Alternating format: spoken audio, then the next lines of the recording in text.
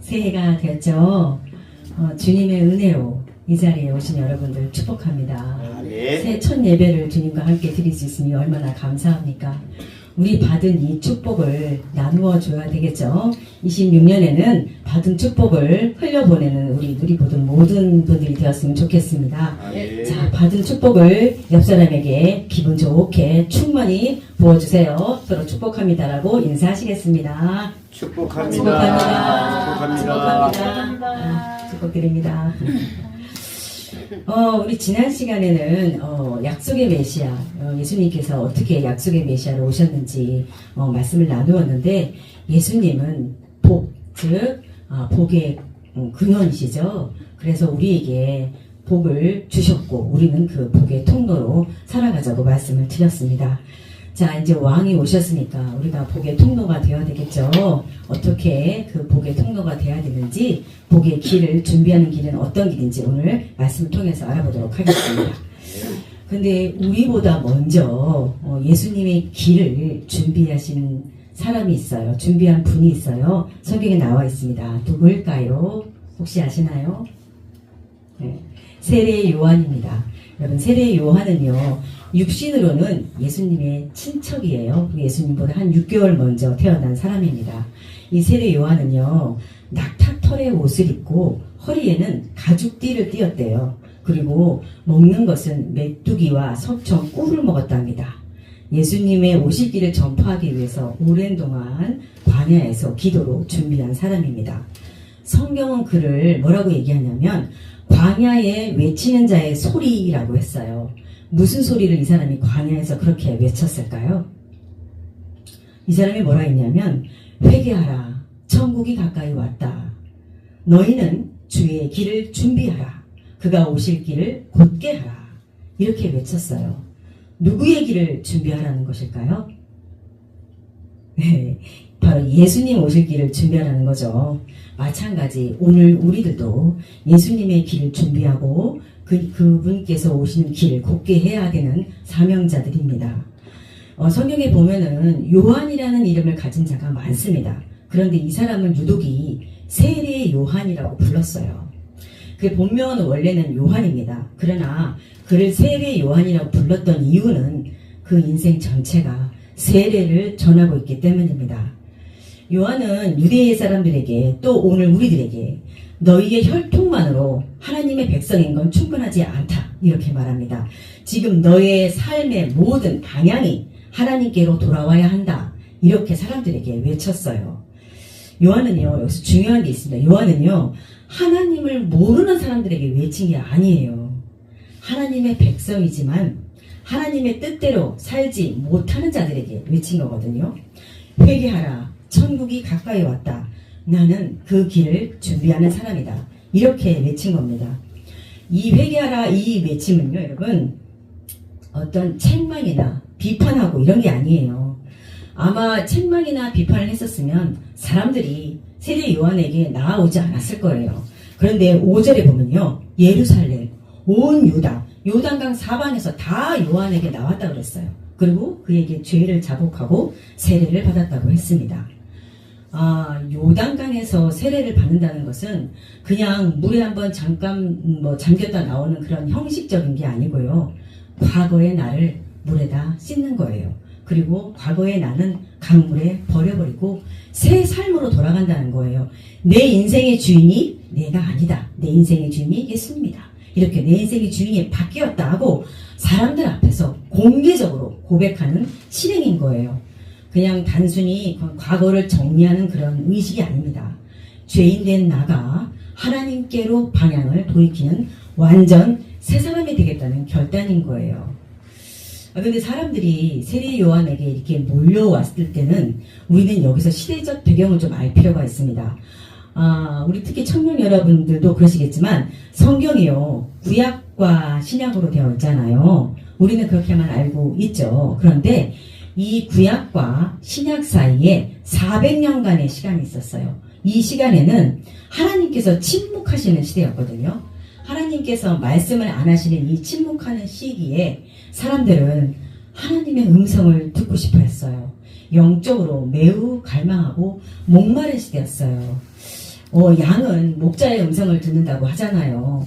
우리 하나님의 자녀는 하나님의 음성을 들어야 살 수 있잖아요. 그죠? 그런데 이 시기에는 형식적인 신앙만 있었어요. 성전도 있었어요. 제사도 드렸어요. 그런데 하나님의 말씀을 안 하시는 시대였어요. 하나님의 음성이 없는 시대. 어쩌면 지금의 우리의 모습과도 닮아 있는지도 모릅니다. 예배도 있습니다. 찬양도 있습니다. 기도도 합니다. 그리고 전도도 하죠. 그런데 이 모든 것이 예수님이 없는 껍데기 종교 생활일 수 있다는 거죠. 왜냐하면 전부 다 자기 의로 하기 때문입니다. 내 형식적인 신앙 흉내만 내는 거예요. 여러분, 우리 이런 신앙생활 하면 안 되겠죠. 그래서 세례 요한은 광야에서 회개하라, 천국이 가까이 왔다, 이렇게 외친 거예요. 그러니까 사람들이 온 사방에서 다 몰려오기 시작한 거예요. 드디어 하나님께서 말씀하시는구나 하고 말이죠. 세례 요한은 외칠 수밖에 없었어요. 왜냐? 바로 예수님이 곧 오시기 때문입니다. 요한은요, 나는 길을 준비하는 자다. 내 뒤에 오시는 분은 나보다 능력이 많으셔서 나는 그의 신을 들기도 감당하지 못하겠다, 이렇게 말해요. 사람들이 세례 요한에게 세례를 받으러 사방에서 몰려왔지만은 정작 그는 그분의 오실 길을 준비하는 자일 뿐이지 진짜는 예수님이야, 이렇게 말하고 있는 거죠. 그런데 여러분, 우리의 삶을 오늘 한번 돌아볼 필요가 있습니다. 우리는 어떤가요? 나가서 막 전도하고 그 사람이 우리 교회에 왔어요. 그러면 저 사람 내가 전도해서 우리 교회에 왔어, 이렇게 자기가 한 것처럼 말합니다. 또 어떤 사람이 병이 들어서 우리가 중보기도 하잖아요. 우리가 쉽게 빠질 수 있는 길입니다. 저 사람 내가 기도해서 나았어, 이렇게 자기 의의를 드러냅니다. 그러나 세례 요한은 어땠나요? 아무것도 없는 광야에 있었습니다. 그는 그저 주님이 오신다, 회개하라, 길을 곱게 하자, 이렇게 외칠 뿐입니다. 나보다 더 큰 이가 오시는데 나는 그의 신발을 들기도 감당하지도 못해, 이러면서 자신은 낮춥니다. 예수님만 높입니다. 세례 요한의 사명과 그의 삶이 보여지는 장면입니다. 우리도 이렇게 살고 싶습니다. 게다가 특이하게도 이 사람은요, 그렇게 회개하라, 천국이 가까이 왔다라는 것을 성전에서, 회당에서 외치지 않았어요. 왜 이 사람은 광야에서 그거를 외쳤을까요? 그는 아무것도 가진 게 없는 사람입니다. 그에게는 오직 예수님만 있을 뿐입니다. 여러분, 광야가 어떤 곳입니까? 광야, 숨길 수가 없는 곳입니다. 숨을 수도 없는 곳입니다. 의지할 것도 없고요, 가릴 것도 없고 아무것도 없는 곳입니다. 하나님 앞에 내 모습 그대로 서 있는 곳입니다. 그래서 사람들은 자신들의 죄를 숨김없이 자복할 수 있었던 것입니다. 드디어 예수님이 오시는구나. 목마름, 마치 영혼의 구조 요청 같은 것이었겠죠. 그런데 여러분, 지금도 마찬가지로 모든 사람이 그렇다고 다 회개했던 건 아니었습니다. 여기에 바리새인과 사두개인들, 그 사람들도 이 자리에 왔어요. 그들은 겉으로 보면 누구보다도 종교적이고 완벽한 사람들이었습니다. 율법도 잘 알고요, 사람들에게 존경도 받았습니다. 그런데 세례 요한은 그들을 보고 이렇게 외쳤어요. 독사의 자식들아, 누가 너희를 향하여 임박한 진노를 피하라 하더냐. 회개에 합당한 열매를 맺어라 하고 이렇게 아주 강하게 선포합니다. 실제로 이들은요, 회개에서 변화받고 예수님을 만나러 이곳에 나온 게 아니고요, 자기들의 의의를 드러낸 거예요. 내가 이런 사람들이 많은 곳에 가면 존경을 받는다고 그랬잖아요. 그러니까 자기들의 의의를 확인하고 존경받고, 그리고 거기가 어떤 곳인지 구경하러 나온 것이었습니다. 이어서 세례 요한은 이렇게 선포합니다. 아브라함을 조상으로 두었다고 너희들 말하지 마. 즉, 신앙의 배경이나 교회 역사, 직분, 이런 것들이 구원의 근거가 될 수 없다, 이겁니다. 너희들이 자랑하며 존경받는 것이 구원을 이루는 조건이 아니야. 열매 없는 신앙은 도끼에 찍혀 불에 던져진다고 했습니다. 10절에 우리가 아까 읽었죠. 이미 도끼가 나무 뿌리에 놓였으니 좋은 열매를 맺지 아니하는 나무마다 찍혀 불에 던져지리라. 아멘. 여러분, 하나님은요, 종교적으로 열심히 하는 사람을 찾으시는 분이 아니십니다. 진심으로 회개하는 사람, 진심으로 하나님을 열망하고 갈망하고 찾는 사람, 그런 사람을 찾으십니다. 비록 그것이 단 한 사람이어도 말입니다. 오늘 우리들이 드려지는 이 예배가 정말로 하나님이 찾으시는, 또 기뻐 받으시는, 여러분이 진정으로 올려드리는 예배가 되기를 예수 그리스도 이름으로 축복드립니다. 그리고요, 우리 13절 한번 보면은요, 회개할 죄가 없으신 예수님께서요, 친히 갈릴리로부터 요한에게 세례를 받으시러 요단강으로 나오는 장면이 있습니다. 우리 13절, 15절까지 우리 다 같이 한번 읽어보도록 하겠습니다. 자, 페이지는 신약 2페이지죠. 3페이지입니다. 13절로부터 15절까지 한 목소리로 읽어보겠습니다. 자, 시작. 이때 예수께서 갈릴리로부터 요단강에 이르러 요한에게 세례를 받으려 하시니 요한이 말려 이르되 내가 당신에게서 세례를 받아야 할 터인데 당신이 내게로 오시나이까? 예수께서 대답하여 이르시되 이제 허락하라. 우리가 이와 같이 하여 모든 의를 이루는 것이 합당하니라 하시니 이제 요한이 허락하는지라. 아멘. 요한이 말리죠. 아니, 내가 예수님께 세례를 받아야죠. 어찌 예수님께서 내게로 나오시나이까 하고 말립니다.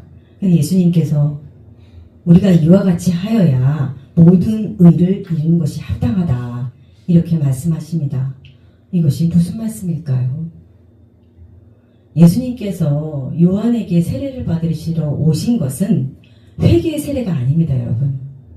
그들과 같이 누굽니까? 즉 죄인들과 같은 자리에 서시겠다는 선언이세요. 여러분, 예수님 이런 분이십니다. 우리에게 직접 오셔서요, 우리와 함께 하시는 분, 이분이 예수님이십니다. 아마 우리 같았으면은 야, 거기 세례 요한 나에게 오라 그래, 불러 오라 그래, 이렇게 말했을 수도 있잖아요. 근데 이렇게 안 하시고 당신께서 스스로 직접 내려오셨어요. 여러분, 예수님이 어떻게 이 땅에 오셨는지 우리 다 알잖아요. 베들레헴 마구간에서 태어나셨어요. 왕이신 그분이 왕자를 버리고 죄 없으신 분이 죄인으로 시작하셨습니다. 그리고 죄인과 함께 걸으시고 마지막에 결국 죄인을 대신해서 십자가로 죄를 대속하신 분이시잖아요. 우리는 우리의 의가 막 올라가려고 애쓰는 의라면요, 예수님의 의는 내려오셔서 우리와 함께 서시는 그런 의입니다. 예수님의 의는 율법의 완벽함을 이루는 게 아니고요, 죄를 대속하시고 우리와 언제나 함께 하시는 연대, 공동의 그런 의입니다. 죄인인 우리와 함께 하시려고 세례를 받으시고 공생애를 시작하시려는 겁니다. 그래서요, 세례를 받으시는 순간 하늘이 열리고 성령이 비둘기같이 임하며 하나님의 음성이 들립니다. 뭐라고 합니까? 이는 내 사랑하는 아들이요 내 기뻐하는 자라. 이렇게 하나님이 말씀하십니다. 우리 17절 한번 다 같이 읽어볼까요? 17절 같이 읽어보시겠습니다. 하늘로부터 소리가 있어 말씀하시되 이는 내 사랑하는 아들이요 내 기뻐하는 자라 하시니라. 아멘. 네. 우리가 오늘 이 자리에서 예배하고 회개할 수 있는 이유는요, 그리고 예수님께서 늘 우리와 함께 하시는 것은 바로 예수님께서 우리의 자리로 내려오셨기 때문입니다. 갈릴리에서 요단강까지 오셔서 죄인들이 서 있던 그 줄에 예수님은 같이 줄 서 계셨습니다. 죄인이 아니시지만 죄인의 자리로, 우리와 같은 눈높이의 자리로 우리에게 직접 오셨습니다. 그리고 우리에게 이렇게 말씀하시죠. 야, 너 왜 이렇게 했어? 너 자격이 있어? 이렇게 말씀하시지 않으십니다. 이렇게 묻지 않으십니다. 항상 이렇게 말씀하세요. 내가 너를 사랑한다. 내가 너와 함께합니다. 너 힘든 거 있니? 나한테 말해. 우리 아까 기도했었죠. 힘든 거 있으면 하나님께 나누세요. 우리는 이런 예수님이 우리 옆에 계십니다. 친구이시면서 우리와 함께 하시는 분, 여러분 기쁘고 축복된 삶을 살고 계신 겁니다. 여러분 이거를 반드시 기억하시기 바랍니다. 사랑하는 누리고등교회 청년 여러분, 저는 오늘 여러분에게 이런 말씀을 드리고 싶습니다. 여러분 스스로 자신에게 올해를 2026년을 시작하시면서 반드시 한번 질문해 보시기 바랍니다. 나는 예수님 앞에 어떤 사람인가? 그저 주일날 예배에 참석만 하는 종교활동만 하는 자인가? 아니면 예수님을 만나기 위해서 요단강으로 내려온 자인가? 한번 깊이 생각해 보시기 바랍니다. 이번 한 주는 여러분 삶 속에서 내가 지금 어디에 서 있는지, 나는 예수님이 서신 그 자리에 같이 서 있는지 생각을 해보시고 예수님 앞으로 여러분의 삶의 방향을 바꾸시는 진정한 회개 자리에서 예수님께서 여러분을 만나러 오신 그 예수님을 깊이 한번 만나시고 그분 앞에서 평안과 기쁨을 누리시는 모든 청년들이 되시기를 예수 그리스도 이름으로 축복드립니다. 아멘. 기도하시겠습니다. 하나님 아버지 감사합니다. 우리를 복된 자리로 불러주시고 복의 통로로 쓰여지게 해주심에 감사를 드립니다. 예수님을 따라서 예수님이 서신 그 자리에 함께 설 수 있음에 감사를 드립니다. 하나님을 사랑하는 자로 예수님께서 기뻐하시는 자로 살아갈 수 있도록 인도하여 주심을 감사드리며 이 모든 말씀 우리 주 예수 그리스도의 이름으로 기도드렸습니다. 아멘.